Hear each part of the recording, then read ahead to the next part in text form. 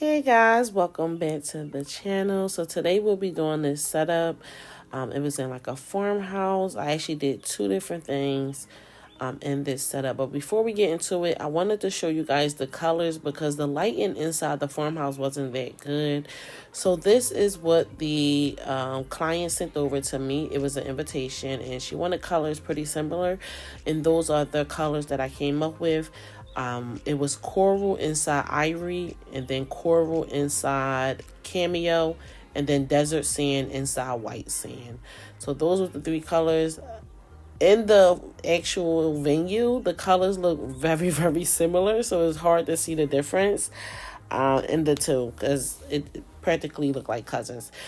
So originally, I thought I had, well, ended up having, but originally I had our setup. So, and I had two different spots that I needed to do. This was yesterday, you guys, too. So I'm trying to get this video out to you guys in like 45 minutes. But I did a top piece because I knew I was working on a fireplace. So I did a top piece that I thought I can get done so I don't have to worry about doing it, which I usually don't do because I like to freestyle, but I'm like, let me try to do something. I took it down so I can put the 5 inches on, and this is the first mishap. So when I put it back up, as you can see on the left corner side, I put it back up, but the shape was completely wrong. Right now, on the left side, the top, it was kind of straight at the top part of it. It doesn't have like that pointy look when it was more slanted to the right.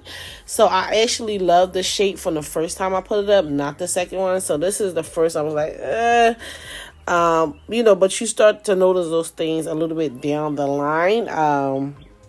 Because honestly, I was just in a rush and trying to get everything done.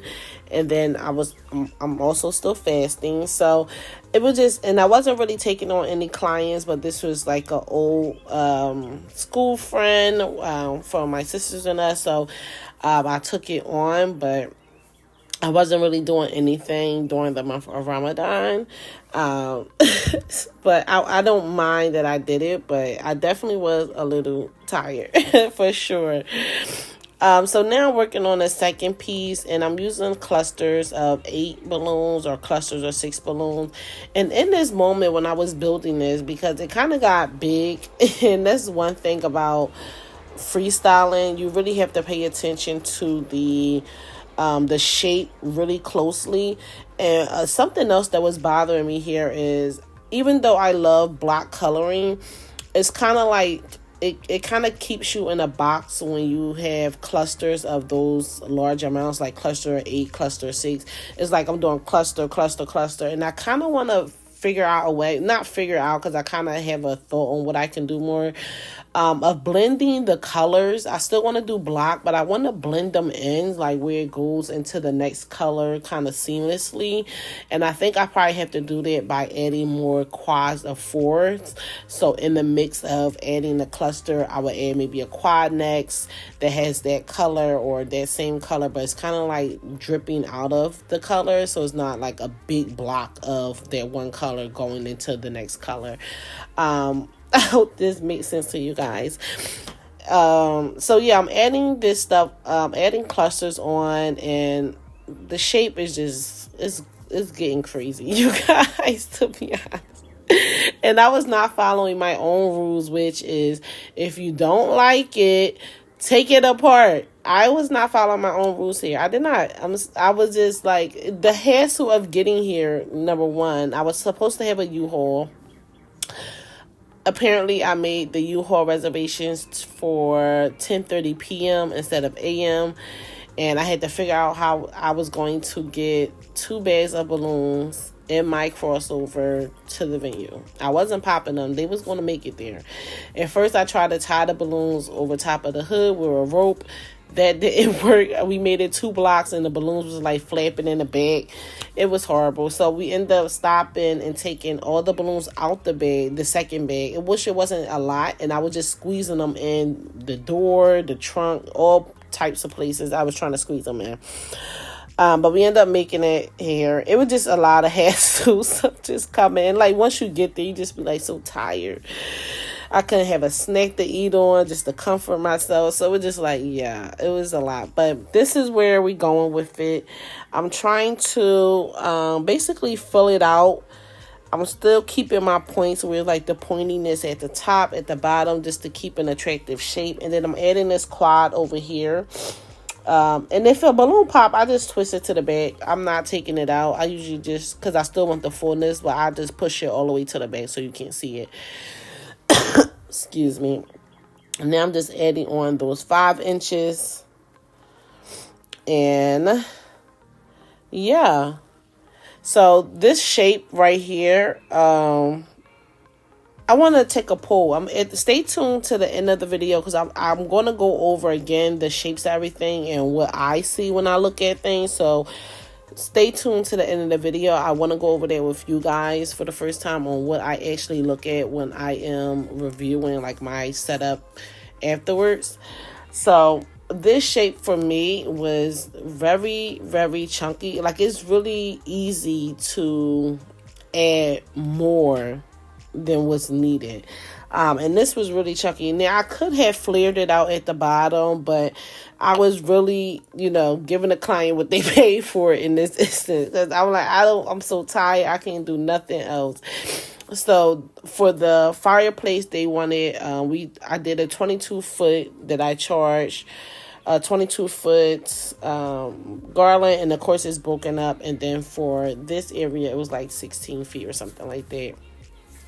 And this is more so the entry area that I'm doing something at. And we're going to have like a little baby carriage that will be standing in as a prop. And I apologize now because I did forget to record when I first started on the carriage, but you guys will see.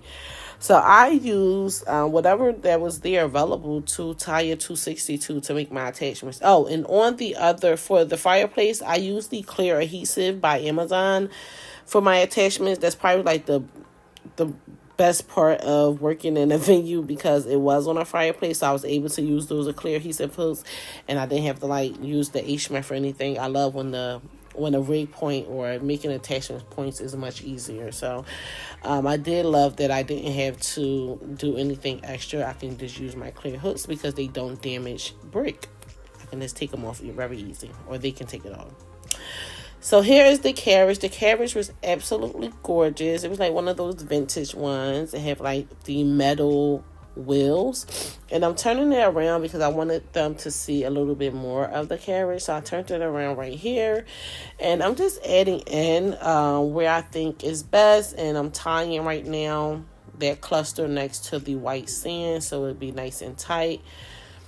And I'm just trying to figure out what I need to add more to flare it out. So I'm adding in, both of those was quads. So before I inflate any more balloons when I'm on site, I like to make sure that I use everything that I have inflated already. I changed that quad to a cluster of 6 balloons. And then I'm adding a quad in front of it.